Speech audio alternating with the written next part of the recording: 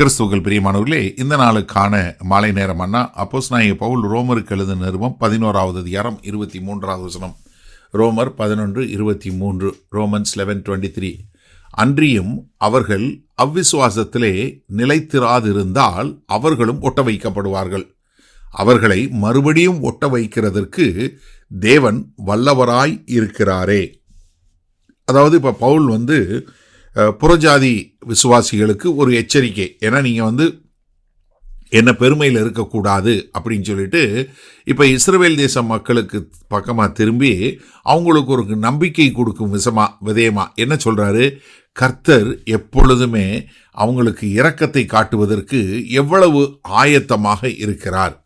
அப்போ இஸ்ரவேலினுடைய எதிர்காலம் விசுவாசத்தில் இருக்க ஒழிய அவங்களுடைய தோல்வியில் இல்லை. ஏன்னா இஸ்ரவேல் தேச மக்கள் அவிசுவாசத்தினால முறிக்கப்பட்டாங்க. அப்போ அவங்களுக்குள்ள அந்த அவிசுவாசம் எடுக்கப்பட்டுருச்சுன்னா அப்போ அவங்களுக்கும் தேவனுக்கும் இடையில உள்ள இடைவெளி போயிடுச்சு.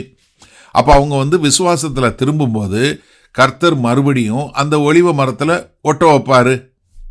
ஏன்னா யாரெல்லாம் தேவனை நோக்கி கூப்பிடுறாங்களோ அவங்கள ரட்சிக்கப்படுவாங்க. ரோமர் 10:13 பார்க்குறோம். அதே மாதிரி ரோமர் 11:26 சொல்கிறாரு, எல்லா இஸ்ரவேல் எல்லாம் ரட்சிக்கப்படும்னு. பழைய ஏற்பாட்டில் நம்ம சகரியா தீர்க்கதரிசி 12:10 சொல்லும்போது என்ன சொல்கிறாரு? தாங்கள் உருவ குத்தினவர்களை நோக்கி பார்த்து அவர்கள் ரட்சிப்பார்கள் என்று சொல்லக்கூடியதா. அப்போ இதிலிருந்து நமக்கு என்ன தெரியுது? இஸ்ரவேலினுடைய தடுமாற்றம் முழுமையானது கிடையாது. அது மாத்திரமல்ல, அவங்க முழுமையாக போகிறதில்லை. ஏன்னா அவங்க அவிசுவாசத்திலே நிலைத்திராதிருந்தால் என்ன?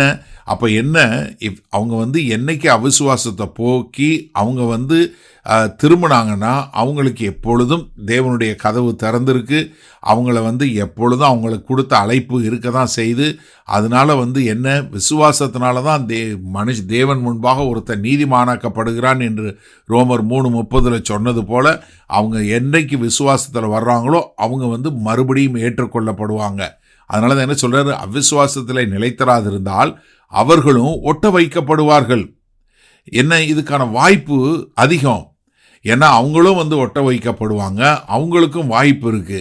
ஏன்னா இது கர்த்தர் தன்னுடைய உடன்படிக்கைக்கு எவ்வளவு உண்மையாக இருக்கிறார்.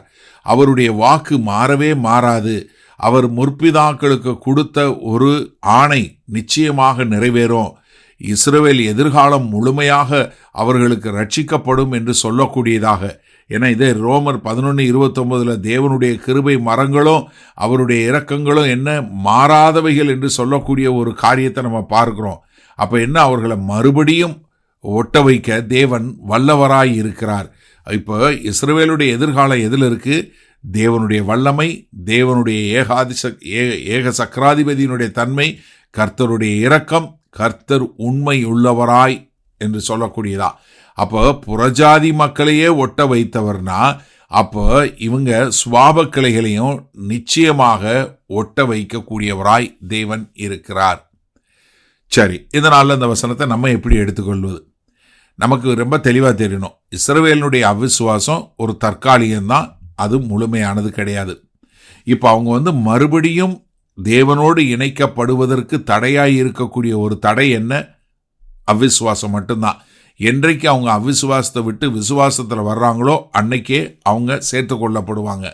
தேவன் அவர்களை சேர்த்து கொள்வதற்கும் இஸ்ரவேலை எடுத்து கட்டுவதற்கும் ஆயத்தமாக இருக்கிறார். ஏன்னா ஒலிவ மரம் ஒரே ஒரு மரம்தான்.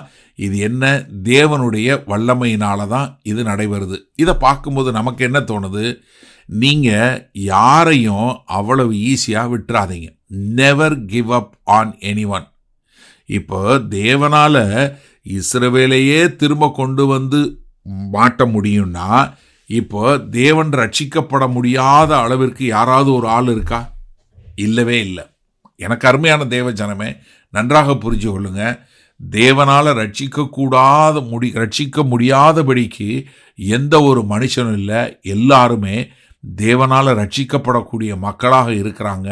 காரணம், தேவனுடைய வல்லமை எதெல்லாம் இழந்து போச்சோ, எதெல்லாம் உடைந்து போனதாக இருக்கிறதோ, எதெல்லாம் தடைப்பட்டதாக இருக்கிறதோ அதையெல்லாம் தேவன் மறுபடியும் திரும்ப எடுத்து கட்டக்கூடியவராக இருக்கிறார்.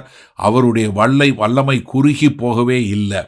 அப்போ என்ன, விசுவாசமே நம்மளுடைய தோல்வியோ இல்லை நம்முடைய பயமோ இல்லை நம்முடைய காரியங்களோ நம்மை யார் என்பதை எடுத்து காட்டாமல் நம்முடைய எதிர்காலம் என்ன, நம்முடைய விசுவாசத்தில் தான் இருக்குது என்பதை புரிந்து கொண்டு நாம் முழு விசுவாசத்தோடு தேவனுடைய வல்லமையும் தேவனுடைய வாக்கு தத்தமும் நிச்சயமாய் இஸ்ரவேலை கொண்டு வருவது போல நம்மையும் கொண்டு வந்து சேர்க்கும் என்று விசுவாசத்தில் கர்த்தரை சார்ந்து வாழ நாம் நம்மை ஒப்பு கொடுப்போமா?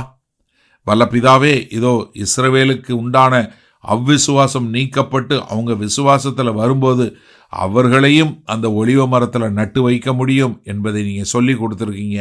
அதே போல் ஆண்டவரே, இன்றைக்கு எந்த ஒரு மனுஷனும் ரட்சிக்கப்பட முடியாத தூரத்தில் இல்லை.